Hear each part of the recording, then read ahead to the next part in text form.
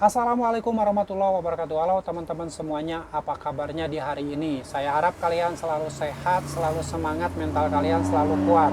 Nah, di video kali ini saya kembali akan membahas bagaimana cara mengatasi penagihan dari DC pinjaman online ilegal.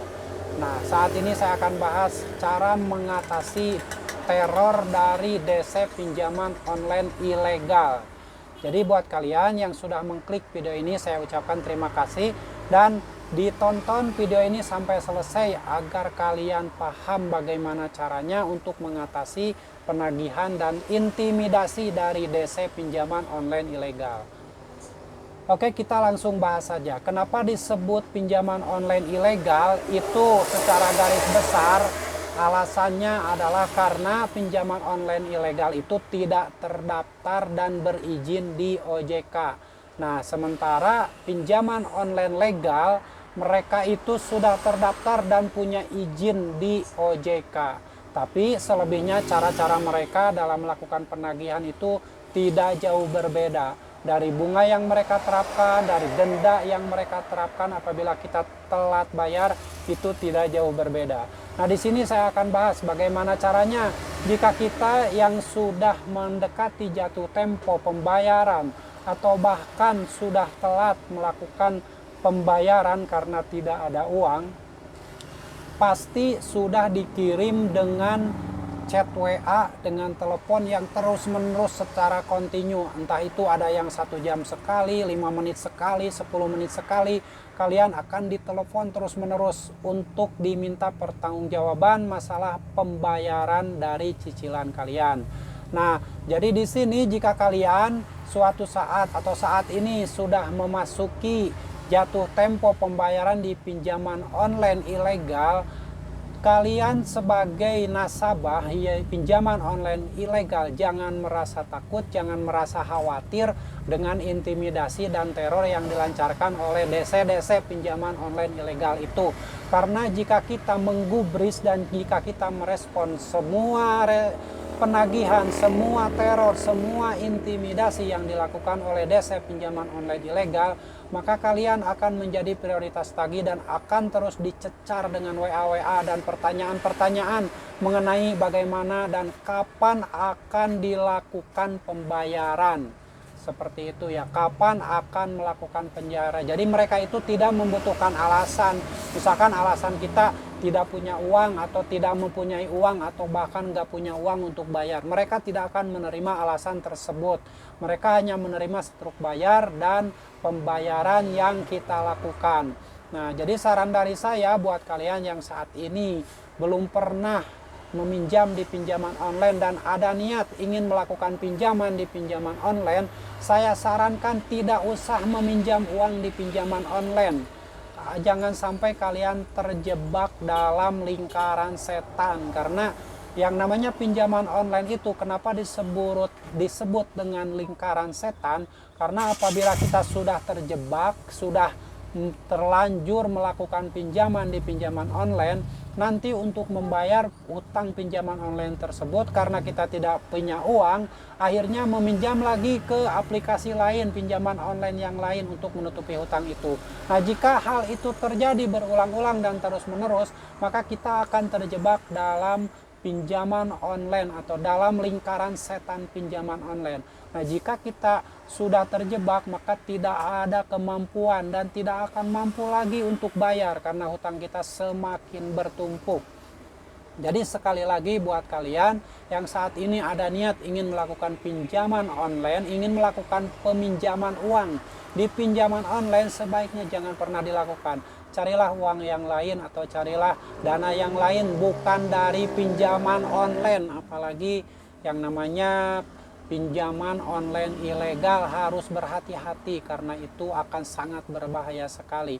Nah, jika kalian sudah terlanjur meminjam di pinjaman online ilegal dan sudah memasuki tenggang waktu atau sudah memasuki jatuh tempo, berhati-hatilah dengan intimidasi dan cara-cara penagihan yang dilakukan. Nah, ini yang akan saya bahas, itu contoh penagihan yang dilakukan oleh DC pinjaman online ilegal.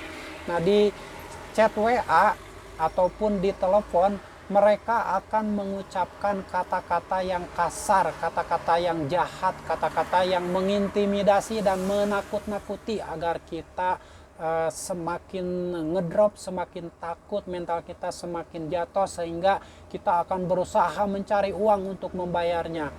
Sehingga karena kita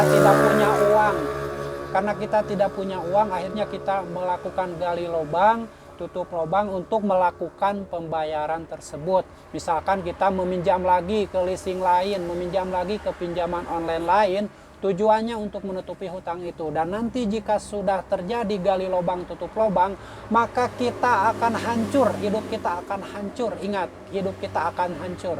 Saya sarankan jangan pernah melakukan pinjaman di pinjaman online jika tidak mau terjebak dalam lingkaran setan pinjaman online. Kenapa disebut lingkaran setan? Karena cara-cara penagihan yang mereka lakukan itu lebih mengerikan, lebih menakutkan dari setan. Ingat, cara-cara penagihan yang dilakukan oleh pinjaman online itu lebih mengerikan dari setan, dari hantu. Oke ya, dengarkan kata-kata saya. Ini berdasarkan pengalaman. Dari DC pinjaman online itu ada yang mengirimkan chat WA dengan kasar, sampai membawa-bawa orang tua, sampai bilang, kamu ini diajarin oleh orang tua untuk maling, untuk menipu, untuk mencuri di aplikasi pinjaman online. Ada yang bilang seperti itu. Ada yang bilang, kamu itu bangsat, kamu itu penipu, kamu itu betul-betul maling uang aplikasi, uang perusahaan kami. Ada yang seperti itu. Nah, untuk mengatasinya, kita sebagai nasabah itu tidak usah takut dengan intimidasi. Kalian bisa screenshot, bisa simpan cara-cara penagihan tersebut apabila mereka menyebutkan nama aplikasinya, menyebutkan identitasnya, dan aplikasinya jelas disebutkan di situ. Itu bisa di screenshot untuk bukti. Dan apabila kita sudah diintimidasi, sudah dikata-katain dengan kata-kata yang setan, kata-kata yang kasar, kalian tidak usah bayar, biarin aja, cuekin aja, jangan direspon, jangan dibales, jangan diangkat kalau ada telepon. Kalau ada chat WA lagi, walaupun itu chat WA-nya setiap menit atau setiap 1 jam, jangan pernah dibuka, jangan pernah dibales. Kalau misalkan ada telepon, jangan pernah diangkat. Jadi kalian cukup merespon dengan membayar via aplikasi atau via virtual aplikasi.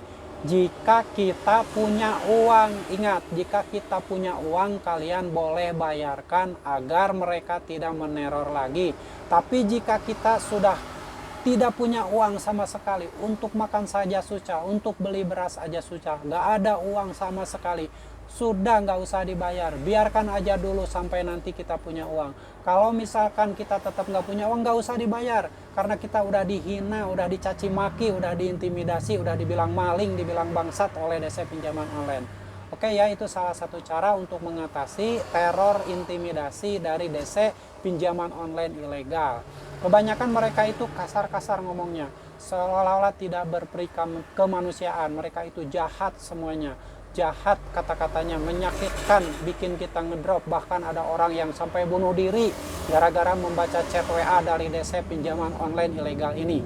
Oke, demikianlah salah satu cara dasar untuk mengatasi teror dan intimidasi dari DC pinjaman online. Semoga video ini bermanfaat, dan sekali lagi saya mohon buat kalian yang saat ini ada niat untuk mengajukan pinjaman di pinjaman online, sebaiknya jangan pernah meminjam. Jangan pernah meminjam di pinjaman online. Kalian cukup mencari uang seadanya, asal kita bisa makan, asal kita bisa hidup. Tapi kita tidak dikejar-kejar dengan permasalahan, dengan tagihan-tagihan yang meneror, yang mengintimidasi, yang kayak setan penagihannya. Oke ya, demikian, semoga video ini bermanfaat. Saya pesankan kalian tetap kuatkan mental kalian menghadapi teror-teror yang dilancarkan oleh DC pinjaman online. Dan semoga video ini bisa menjadi motivasi buat kalian dan menginspirasi agar kita tidak terjerumus dalam lingkaran setan pinjaman online, apalagi pinjaman online ilegal. Oke, demikian, semoga bermanfaat, dan video ini saya harap jadi motivasi untuk kalian. Jangan sampai kalian ngedrop, jangan sampai kalian justru malah melakukan hal-hal yang di luar akal sehat. Kalian tetap fokus aja dengan masa depan kalian, dengan kehidupan kalian. Punya uang sedikit, udah buat makan aja, gak usah dipakai bayar pinjaman online. pakai beli beras, beli makan untuk jajan anak-anak kalian jika kalian sudah berkeluarga. Oke, demikian sharing di hari ini, semoga bermanfaat dan sampai jumpa lagi di video selanjutnya. Wassalamualaikum warahmatullahi wabarakatuh.